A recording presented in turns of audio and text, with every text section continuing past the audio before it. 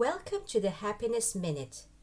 Our episode today is called Green on a Budget: How to Cut Costs and Carbon Footprint. In this episode, we explore the intersection of sustainability and savings. Contrary to common belief, being eco friendly doesn't always come with a hefty price tag. And our guest today is Lynn Lapworth. She set up Eco for All to support anyone who would like to live more sustainably but is stuck on the next steps, and also to make eco friendly living as affordable as possible. Join us as we uncover the power of small changes and smart choices, from energy efficient upgrades and sustainable shopping tips to DIY projects and mindful consumption habits. This episode offers actionable advice for listeners eager to make a difference without breaking the bank.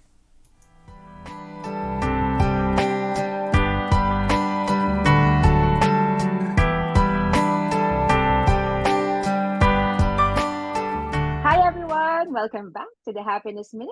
We've got a very special guest today. Hello, how are you?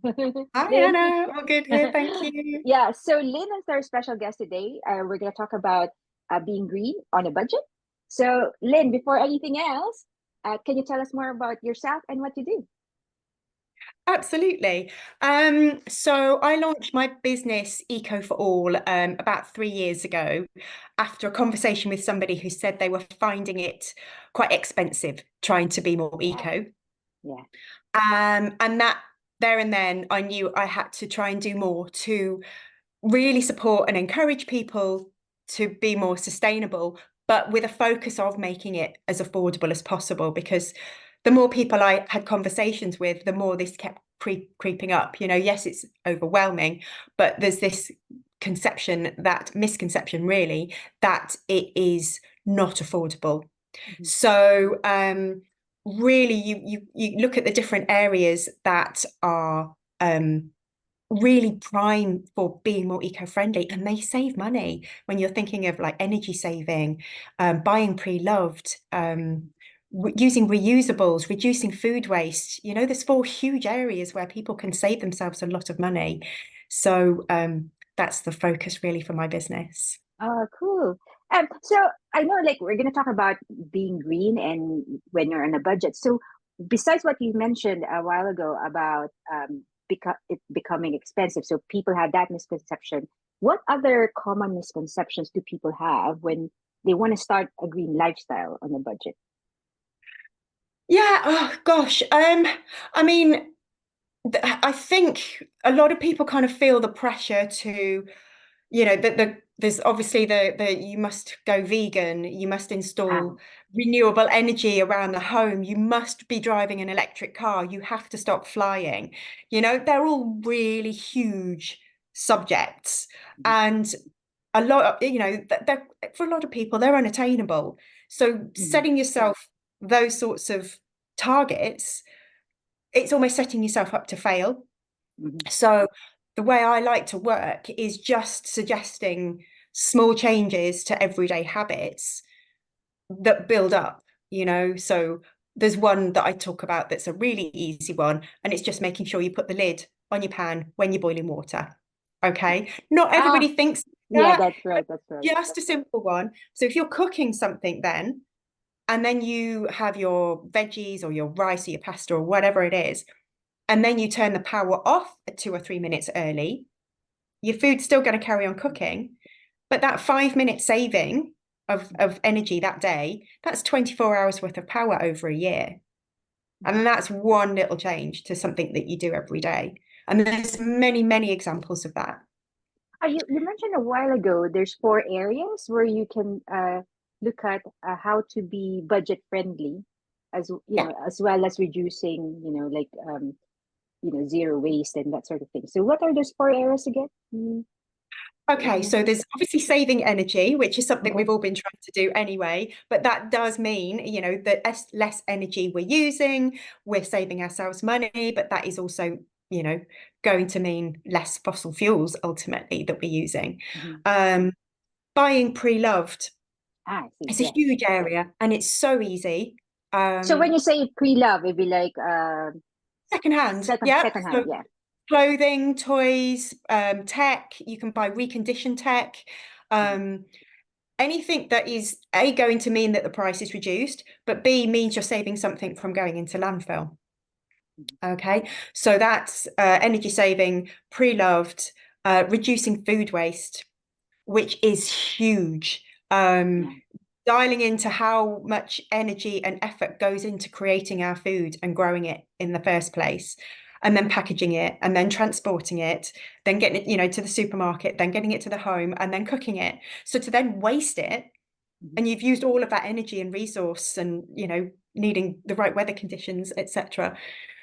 So I have a client who, after we did the food waste reduction session from my course, she then was saving herself £15 every week on her food shop. You know, so there again, so many savings to be had. And then what's the other one that I mentioned? So sorry, we've done energy We've done saving. energy. Oh, Food. reusables. Yes. Okay. Yeah. So reusables. So again, something that I talk about a lot is we all have reusable water bottles, mostly, don't we, these days? If I use mine every week, that's maybe saved me from buying a drink while I'm out in town. And that's, I'm going to say £1 just for whatever drink that I haven't bought while I'm in town. So it saved me £1 a week. That's £50 over a year.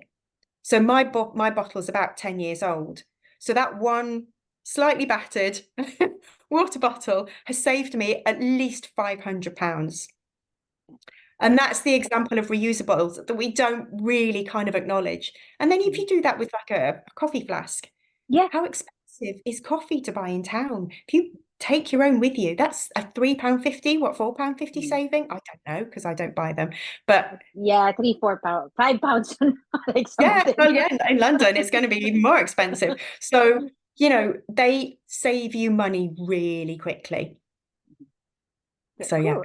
So I'm going to go through all the 4 areas and I'm going to ask like different tips on that. So if we go to the energy, can you give me Yeah. 3 tips on how to be eco-friendly and still stay on a budget? Yeah, of course, of course. So obviously the one I've just given, so putting your pan, one. you know, the lid on your pan. Yep. And then just making sure that, you know, once the water boils, if you're putting the lid on, you can then turn the power down that bit more. And then again, turning it off a couple of minutes early. So there's your 5-minute saving. But that can then be replicated with the oven. So when you have the oven on, something like, you know, maybe it's cooking for, it's got a 25-minute cooking time. You could turn that 5 minutes early, turn that off. And, you know, the food are still going to keep cooking. So that is also going to build up really quickly. A really big one is how you shower. Okay. Yeah. Something we all do daily. Yeah. Just the act of showering 3 minutes less, reducing the flow of the water. And you can buy like shower heads that are called eco shower heads that help to reduce the flow, or you can buy little gadgets that you put in the shower head that can do that for you. So reducing the flow and reducing the temperature can save over £200 a year just by implementing those 3 things to something that you And do it's daily. healthier as well if you lower the temperature, I guess. They say like not too hot. It's quite good, I think, for the body. So it's nice. It works both ways. Budget. Exactly. I don't know if I could do the full Wim Hof, you know. No. So energy, definitely you mentioned those 3 is really, really good. Those are really good tips. But can in terms of energy, how would people make their home more energy efficient as well? Because that would save a lot of money, I would say, right? In terms of massively. Yeah. Well, I mean, we all know insulation is a huge subject. I think the UK is really, really quite poor on insulated big housing. windows. Sadly. But I mean, there are things like, you know, adding blinds as well as curtains or shutters, as well as curtains, specifically in the winter. Obviously, that's going to help keep the cold out and the warmth in.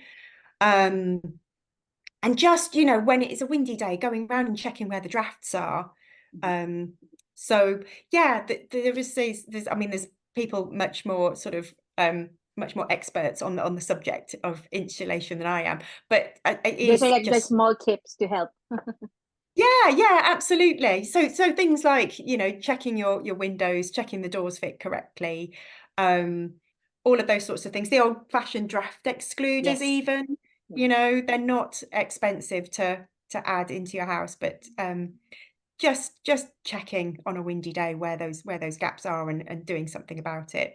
We even go to the degree of in the winter, in the doors that we don't use, we put like tape over the keyholes and things like that. Yeah, because it can, yeah, the draft as well. Like Yeah, the old yeah, style, you know, doors yeah, can be a bit exactly. drafty. Yeah. Yeah, Oh, yeah, just having curtains across your doors, you know, it all helps. It all yeah. helps. So you mentioned, which is food. Food, definitely there's a lot of waste. So can you give us like 3 tips on food, as well, how to save on that and how to be more green friendly? Yeah, of course, of course. Okay, so yeah, reducing food waste is critical because basically when it goes into landfill, obviously, you know, I've just mentioned about Mhm. all of the energy and the conditions required and the transport and packaging before we, you know, get it into our homes. But then to waste it and it goes and sits in landfill, it emits methane, which Mhm. is a more potent greenhouse gas than carbon dioxide.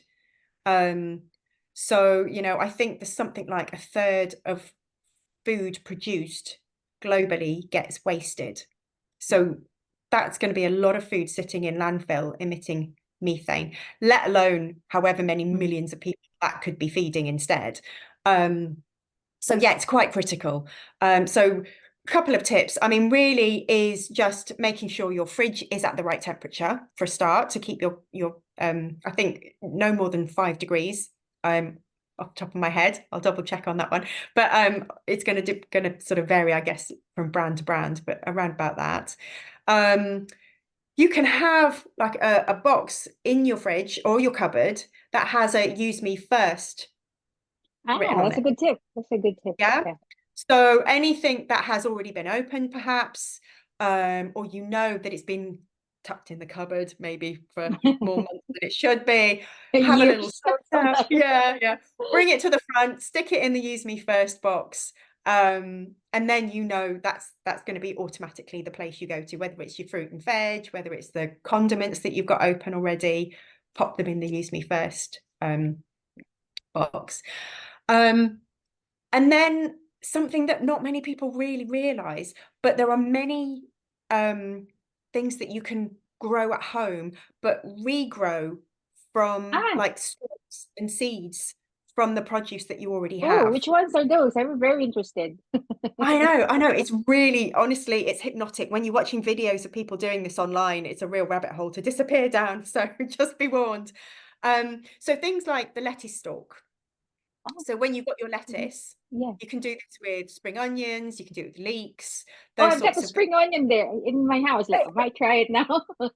Absolutely. Well, let me know how you get on. So if you just take the stalk and pop it into, let's say, like a couple of centimeters of water and keep it about a centimeter, and it will just regrow. So you're not throwing that stalk away, you're saving yourself money, and you can just keep regrowing Let me your try veg. that. Haven't tried that So yet. there are That's a good quite a tip. lot of different fruit veg you can do that with, you know. I mean, obviously, most of them have their own seeds in as well. So things like your tomatoes and your strawberries, you can take the seeds and plant them to grow your own at home. Yeah, So I'm a cool. big advocate for that. Okay, cool. You mentioned pre-loved items. It's nice, sometimes, like, especially in fashion, there's what we call fast fashion. So Mm. all the time it keeps changing. So buying pre-love is actually quite good. So can you share a few tips as well? How, some websites that we can probably use, or some places that we can donate, for example, things that we don't need but can be still used by other people? Yeah, absolutely. Well, I mean, I think everybody knows about eBay. Mhm. So you know that one is kind of commonplace now, which is a great thing. And I think they've just done away with the seller's kind of payment that I can't remember the terminology for it, but they've made it easier for people to sell on eBay On their secondhand. their own Yeah. personal stuff. Just making sure really when you're going on eBay that you use UK Yeah, sellers. UK sellers. So it's local. Vinted, I'm a huge fan of. The things I would say about Vinted really are just make sure you stick with the brands that you know fit you. But because you're buying pre-loved, the other thing to look for is actually you can go for the better brands. So the ones that are better quality, and those then obviously will last you for longer because you're buying better quality because you can afford, because it's pre-loved. So if you're buying better quality and they're lasting longer, again, that is another money saving because you're not having to replace things so often. This kind of fast fashion, quick, and then they have a hole in them, a month later. It's actually in the long run going to cost you more money, clothing yourself in that way. Yeah, because you're always buying stuff. Yeah, and then there's a really good website that I can share. It's called Rummage. I haven't heard of that. Yeah, no, it's basically like a platform for pre-loved. So, it searches across lots of different pre-loved sites, but in the one place. So you can put in like a brand that you want to particularly search for. You can put in an item, your dress or whatever that you're particularly looking for. But Rummage also isn't just clothing. It's tech, it's toys, it's homeware, etc. It's everything. So that's a real time saver as well as money saver. It's a really good website. Yeah. Okay. I think one website that I did come across. I couldn't remember the name, but it's something to do that you can rent clothes as well. So instead of you buying, you can rent them, or you can buy them already. It's pre-loved still, but I think you got an option to buy them or rent them. I couldn't remember the name at the moment. I know. So John Lewis are offering rental. Okay. And obviously a lot of people know John Lewis. They're quite a trustworthy brand. So you can rent from them, and they've got different time frames that you can rent the items. But there are a lot of rental places actually for kids' clothes, because obviously kids are growing up. They grow. Then they change their mind about what they want to wear and all of these things. So there are some really gorgeous rental clothing rental businesses for kids' clothes particularly, and toys actually. So that's the next big thing. So the last one you mentioned is reusable. So when we talk about reusables, is it mostly like the single-use plastics that are like being used now, right? What are the alternatives that we can use besides those? Because now it's very prevalent, and it does affect, our streams and our water. Definitely. So actually it's quite fortuitous that we're talking in June. I don't know, obviously when people are going to be listening to this, but in July there is a huge global initiative called Plastic Free July. Good. It's coming up in July. Okay, yeah. So there's lots of resource on their website. It's an initiative that was started in Australia about 10, 11 years ago. But there's over 100 million people worldwide that take part. So this kind of like, what difference can I make? I'm just one person. It's not that. You are not just one person. Every single person's actions accumulate. So Plastic Free July is incredible, and there's lots and lots of resource in there. Obviously the reusable water bottle is brilliant. Taking your own flask out with you. You can get collapsible coffee cups to take with you. So they're really good.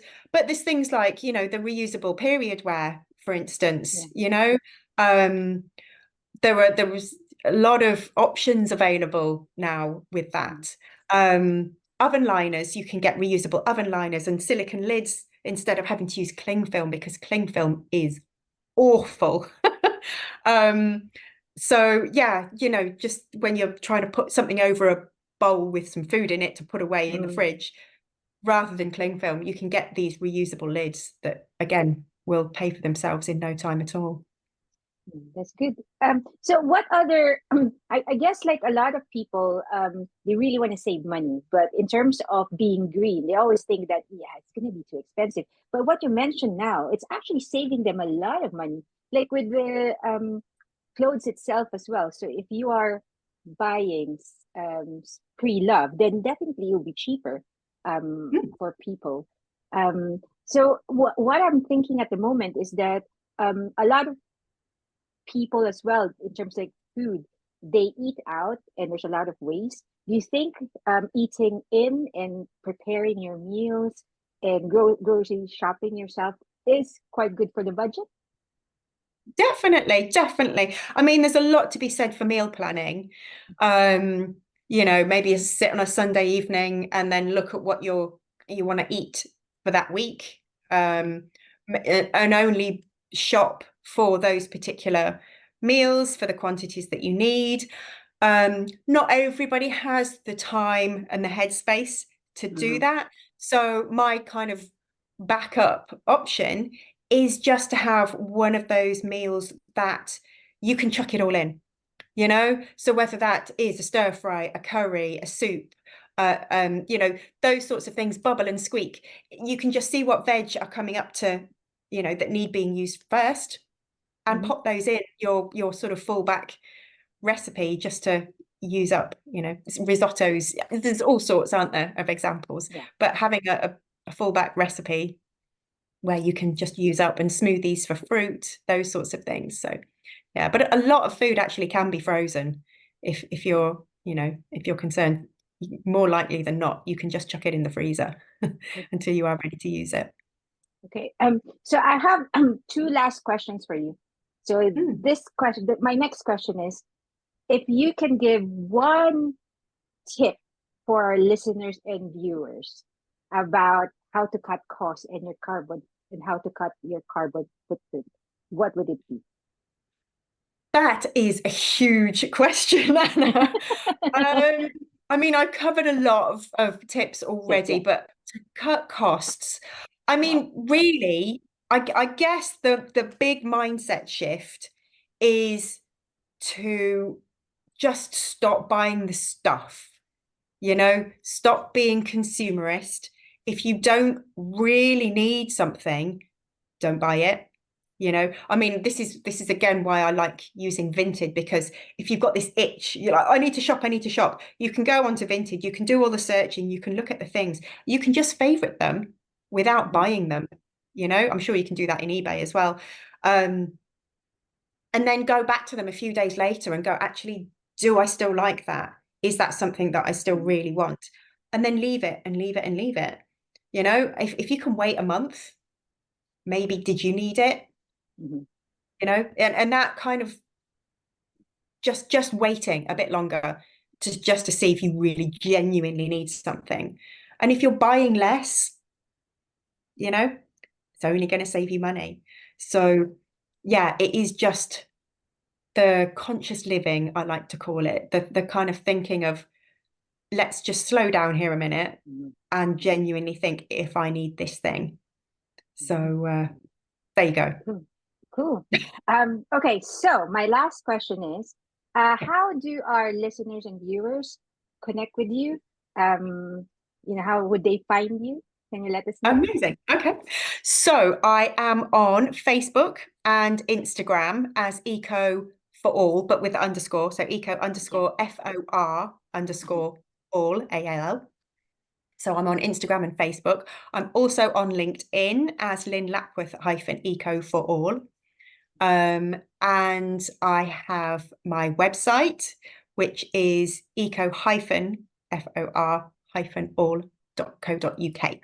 And there's a contact form on there. There's information about all my services, my Ramp Up Your Sustainability program, my Lunch and Learn for corporates, and a bit of public speaking that I've been doing lately. Okay, cool. So yeah, there's lots of information on there about how I can help, because I can help individuals and I can So help businesses empowering their you mentioned employees. corporates as well, so like be like team building, that sort of thing that you tend to do. Yeah, so it's forward-thinking businesses. So, Mhm. when they want to empower their employees to be more sustainable around the home. So it's not about within businesses, but it's about businesses that really want to enrich, you know, their employees and invest in their well-being, those sorts of things. Okay. So Cool. yeah, Cool. that's me. Yes. Thank you so much for today, Lynn. Thank you. I have so many tips that like, oh yeah, might as well use that. Thank you. You're right, Thank you for today.